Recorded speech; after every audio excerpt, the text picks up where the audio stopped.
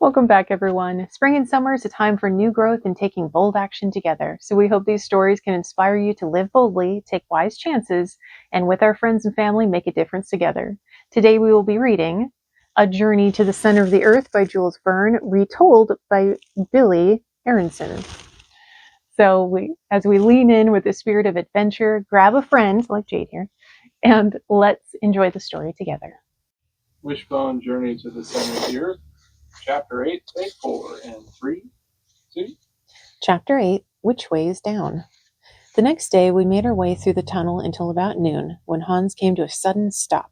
Before us, the path split into 4 narrow tunnels, one to our left, one to our right, and 2 more in between.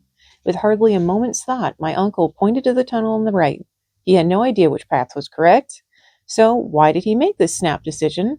I believe he did it for 2 reasons. First, he didn't want to appear uncertain to Hans, whose full trust in my uncle was needed. Second, if he paused to wonder, his pause might have lasted forever. There was absolutely no way of figuring which path was the right one. At first, this tunnel was wide with a high arching ceiling, but soon it became narrow. At times, we actually had to crawl along like dogs. What's wrong with that? By evening, we had gone 6 miles south, but less than 1 mile deeper into the earth. That night, as I lay down to sleep, in the complete silence within that tunnel, I felt lucky. After all, when you're above the ground, you can't just lie down and go to sleep. But here we had no reason to fear wild animals or storms or thieves. Sheltered from those dangers by a blanket of earth, we could sleep through the night in safety and peace. Wow. For now, he is very uplifted thinking.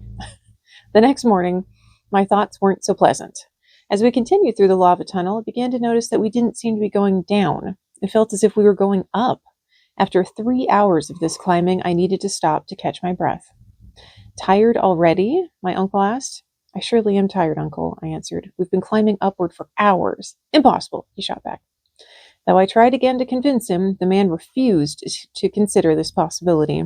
He wouldn't even wait while I caught my breath. I had to hurry along to keep up with him.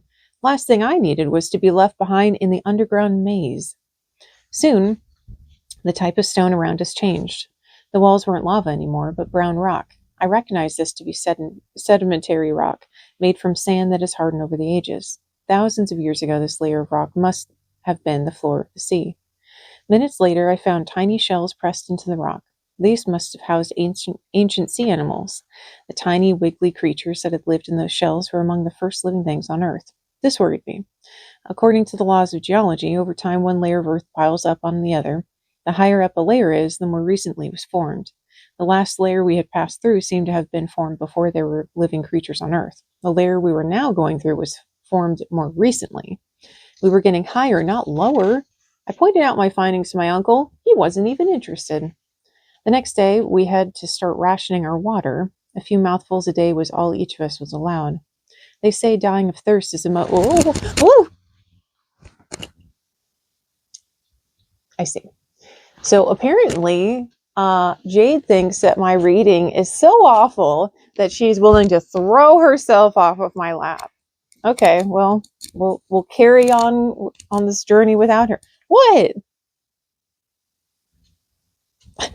We'll carry on, I suppose. All right, where were we?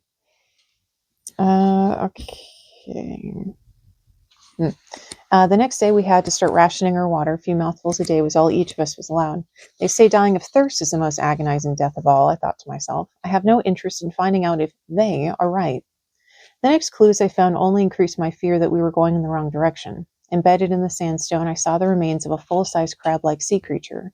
This creature was too big for any of the shells we had seen before. I felt as if I were watching evolution unfold before my eyes. Clearly, the animals whose remains were in the layer of rock lived more recently than those whose shells we'd seen the day before. That meant this layer wasn't as old as the last one we'd come through. We were still moving upward. I would have explained my reasoning to my uncle, but he had obviously realized this himself. He hurried ahead, desperately searching for a shaft that would lead us straight down. On the following day, we came to a huge cavern. I touched the black walls. Then I studied the black smudge on my hand. Coal! Coal was formed from the remains of the first small creatures to live on land. In those days, Earth was a warm, moist planet, though life had begun in the sea millions of years before. During this period, the first tiny amphibians crawled onto land. It was the remains of these small amphibians I was touching. I should have been excited about this cavern. I should have wanted to study every detail of this museum of ancient Earth, but now the sights only filled me with despair. Since this layer was less ancient than the last, we were still going up. The path my uncle had chosen wasn't leading us close to underground springs, it was leading us away from them, and my thirst was growing. At lunch, I didn't even want food. All I wanted was an extra mouthful of water. That night, I was so thirsty I could hardly sleep. The next day, we continued along through a tunnel that seemed to be fairly level. By afternoon, the walls on either side of us seemed to be coming closer together. Then, at about 6 in the evening, we came face to face with a wall of solid rock. There were no going forward, or to the right, or to the left.